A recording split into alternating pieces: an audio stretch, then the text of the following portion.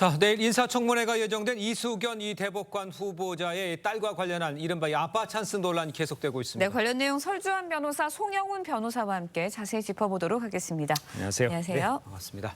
자, 이수견 대법관 후보자의 딸이요. 아버지의 돈으로 산 이 비상장 주식을 다시 아버지에게 넘겨서 63배가 되는 이 시세 차익을 거둔 것으로 이게 드러났습니다.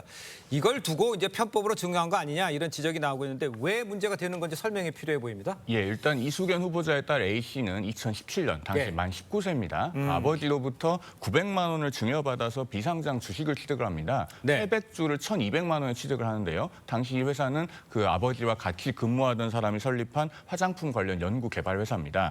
이 주식을 이렇게 2017년에 취득을 한 다음에 2022년에 한 다세대 주택을 갭 투자 방식으로 매입을 하면서 아버지로부터 3억 800만 원을 증여를 받고 3억 1,200만 원은 빌렸다고 합니다. 이 빌린 돈을 갚기 위해서 작년 5월에 앞서 말씀드린 비상장 주식을 처분을 합니다. 예. 이 처분을 할 때 일주당 15,000원에 샀던 주식을 96만 3,230원에 매각을 해서 시세 차익이 63배가 났고요. 예. 그다음에 이때 양도소득세가 7,860만 원가량 나왔는데 이 양도소득세를 낼 돈을 부친이 증여를 해주고 그 증여한 돈에 대해서 다시 부과되는 증여세 또한 그 부친이 준 돈으로 냈다고 합니다. 그렇기 때문에 결국 총체적으로는 약 400만 원가량만 들인 셈이 돼서 이 아빠 찬스 논란이 나오고 있는 것이죠. 그렇군요. 네, 그런가 하면 이제 이 후보자의 딸이 재작년에 서울 용산구 소재의 다세대 주택을 7억 7천만 원에 산 걸 두고도 논란이 일고 있습니다.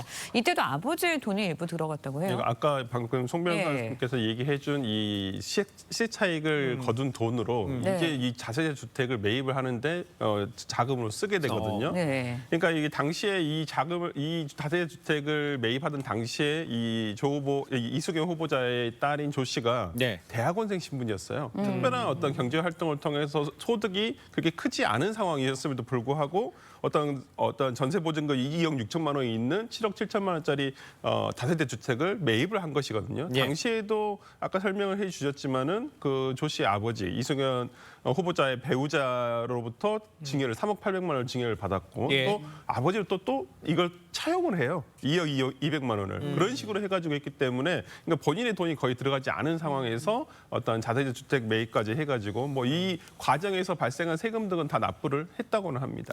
네. 지금 말씀하신 대로 세금은 다 납부했다. 이게 이수견 후보 측의 입장인데 그러면 법적으로 문제되는 건 없는 겁니까? 말씀하신 것처럼 지금 이수견 후보자 쪽에서는 세금은 정상적으로 다 납부를 했다고 그렇게 소명을 하고 있고 네. 그렇다면 위법이라고 단정하기는 어려워 보입니다. 지금 이 인사청문회 관련 자료를 제출받은 민주당 허영 의원도 예. 법적으로 문제가 없다고 항변할 수 있을지는 몰라도 라는 표현을 쓰고 있습니다. 즉 위법 사항은 뭔가 밝혀내지 못했다는 의미로 보입니다. 그리고 양도소득세, 증여세가 실제로 정상적으로 다 납부가 됐고 비상장 주식의 가치 평가도 정상적인 과정을 거쳤다고 한다면 예. 이것을 위법으로 보기는 어렵겠습니다만 다만 이것이 과연 국민 눈높이에 맞는 것인가는 내일부터 열리는 인사청문회에서 집중적인 공방의 대상이 될 것 같습니다. 그렇군요. 네, 인사청문회 내용이 어떨지 또 지켜봐야 할 것 같고요. 다음 예. 소식 짚어보도록 하겠습니다.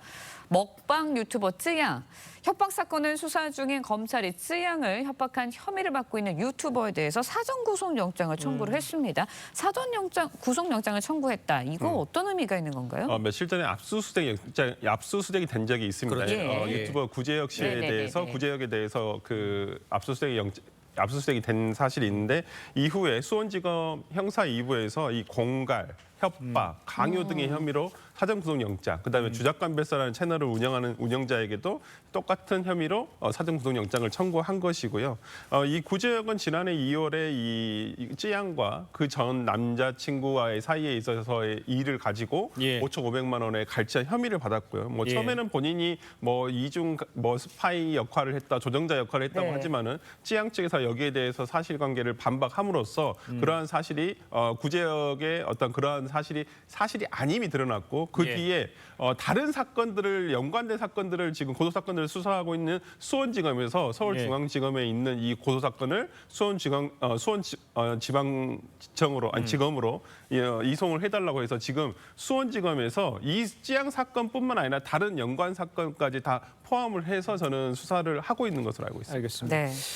이와 관련해서 또 다른 인물이죠. 쯔양에 대한 정보를 구제역에게 유출했다는 의혹을 받는 이 변호사가 있습니다. 최근 사과를 하면서 위법 행위가 당연하지 않았다 이런 취지의 입장문을 내기는 했는데 대한변협에서 조사를 하고 있다고 그래요. 이러면 뭐 징계라든가 뭐 이런 게 있을 수 있는 상황입니까? 그렇습니다. 이 직권조사의 결과에 따라서는 이 문제의 최모 변호사 최대 제명까지 이루어질 수 있는 그런 그래요? 사안입니다. 예. 일단은 우리 변호사법 90조, 91조 2항을 보면요. 예. 직무의 내외를 막론하고 변호사의 품위를 손상하는 행위를 하면은 최대 제명까지 가능합니다. 그리고 변호사 윤리장전에 보면요. 제18조 1항에서 변호사는 직무상 알게 된 의뢰인의 비밀을 누설하거나 부당하게 이용하지 않는다. 이렇게 규정하고 있거든요. 네. 여기서 그 중대한 공익상의 이유가 있거나 의뢰인의 동의가 있거나 또는 변호사 자신의 권리를 방어하기 위해서 필요한 경우에는 필요 최소한의 범위 내에서 이용할 수 있습니다. 그런데 이 최모 변호사가 했던 행동이 방금 제가 말씀드린 것과 같은 세 가지의 예외에 해당하는지 그것은 대단히 큰 의문이 있는 상황이죠. 그래서 지금 변협이 직권조사에 착수를 한 상황이고 법상 최대 징계 수위는 제명까지 가능합니다. 그렇군요. 네, 일단 뭐 이 변호사 이제 작년에 한 언론사의 기자로 입사하기 전에 찌양의 전 남자친구의 담당 변호사로 일한 것으로 드러났습니다. 네. 언론사 측도 이제 최근 이 변호사를 해고했어요. 이 언론사 입장에서는 뭐 채용 전의 일이기는 했습니다만은 네. 어떤 채용 이후에 회사의 어떤 신뢰를 많이 훼손을 시켰다라는 이유로 일단은 해직을 시켰고요. 저는 어찌됐든 간에 이 찌양의 전 남자친구의 변호 활동을 하면서 얻은 정보를 그렇죠. 누군가에게 누설을 해서 그 사람이 오히려 또 찌양에게 협박을 해서 어떤 이 범죄가 발생했다는 점에서는 본인이 유출 관계에 있어서 어떤 위법이 있는지 없는지는 아직은 판단하기는 어렵습니다만 예. 어찌되었든 간에 이번 찌양 사건에 있어서의 인과관계는 충분하다고 저는 봅니다. 알겠습니다. 다음 이야기도 빠르게 짚어보겠습니다. 최근요 태권도장에서 심정지 상태에서 빠졌던 이 4살 남자아이의 네. 사건 발생 11일 만에 숨졌습니다.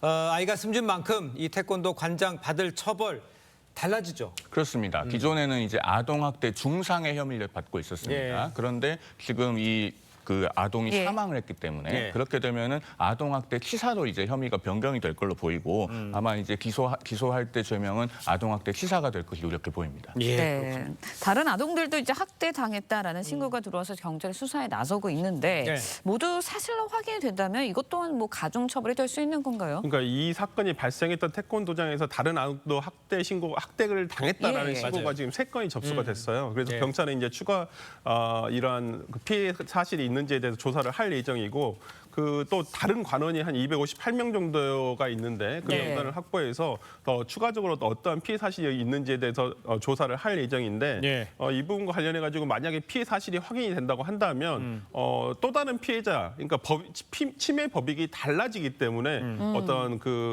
더 추가적으로 공소가 아마 제기가 될 수도 있다라고 생각을 합니다. 알겠습니다. 자, 오늘 두 분 말씀 여기까지 듣겠습니다. 고맙습니다. 맞습니다.